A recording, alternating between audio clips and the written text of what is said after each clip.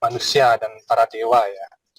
Manusia dan para dewa itu sebenarnya memiliki makanan yang hampir sama, yaitu biji-bijian dan buah-buahan.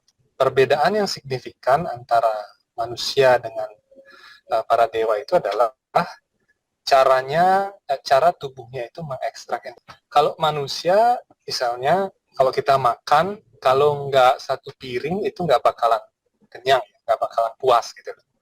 Kalau misalnya kita makan beberapa butir nasi saja, rasanya kok tidak kenyang dan tidak menambah energi gitu ya. Nah, tetapi para dewa itu berbeda. Jadi mereka bisa mengekstrak lebih banyak energi dari sedikit unsur materi. Jadi ekstraksi energi di dalam tubuhnya itu jauh lebih sempurna daripada manusia.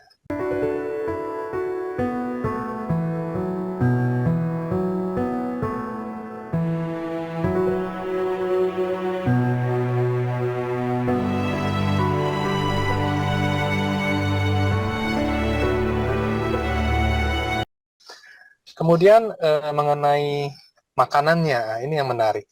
Di awal tadi saya sempat sebutkan bahwa berbagai jenis makhluk hidup itu mengambil sari pati dari ibu bumi ya, yang berwujud seekor sapi itu. Ada yang mengambilnya berupa darah, kemudian ada yang berupa susu, ada yang berupa mentega cair, ada yang berupa biji-bijian dan kacang-kacangan. Dan setiap makhluk hidup itu memiliki jenis makanan yang berbeda. Misalnya saya ambil contoh manusia dan para dewa ya. Manusia dan para dewa itu sebenarnya memiliki makanan yang hampir sama, yaitu biji-bijian dan buah-buahan. Terutama biji-bijian ya, dan mentega cair, gitu, kalau dikatakan di dalam teks-teks Beda.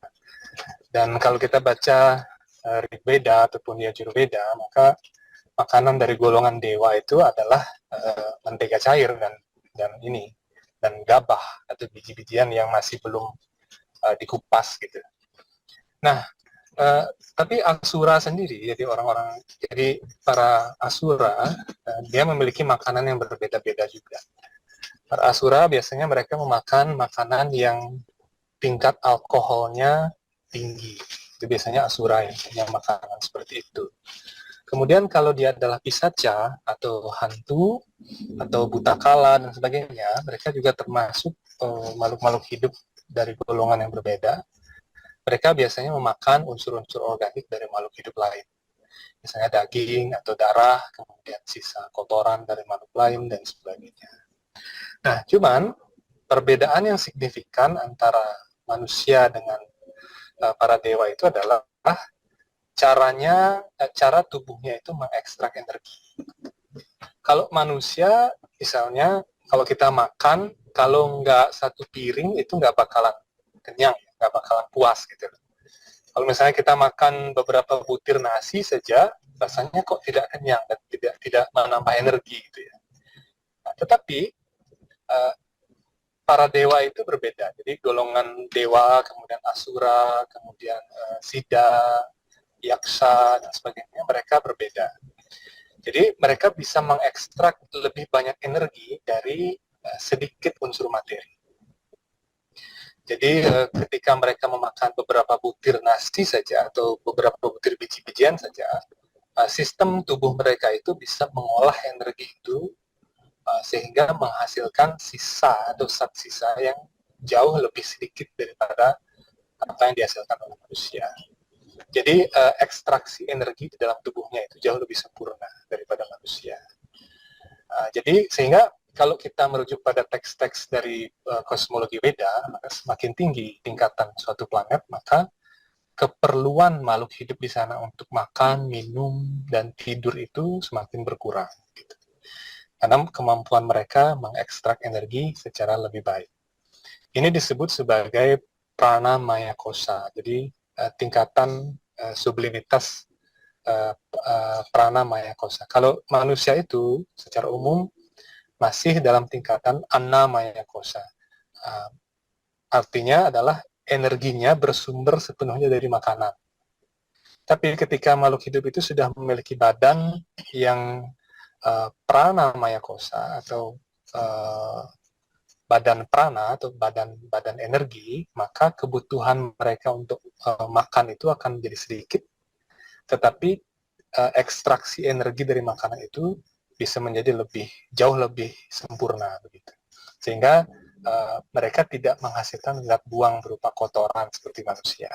Yang matahari itu, ya memang benar, itu tergantung dari perspektif mana kita lihat ya. Apakah kita melihat itu dari perspektif matahari sebagai pusat tata surya, atau kita melihat dari perspektif kita sebagai manusia yang memandang tata surya ini. Gitu. Jadi sah-sah saja orang mengatakan bahwa itu di kosmologi timur itu matahari adalah pusat tata surya atau bumi, itu nggak masalah. Jadi dua-duanya sebenarnya tidak memiliki perbedaan ya. Itu namanya perbedaan perspektif aja. Jadi tidak terlalu tidak terlalu signifikan. Kalau mengenai apa yang dinyatakan dalam Rig Veda itu adalah doa kepada Aditya atau Surya. Jadi ketika orang berdoa kepada Surya, maka di sana akan ada yang namanya pujaan bahwa Surya adalah sebagai planet yang paling perkasa.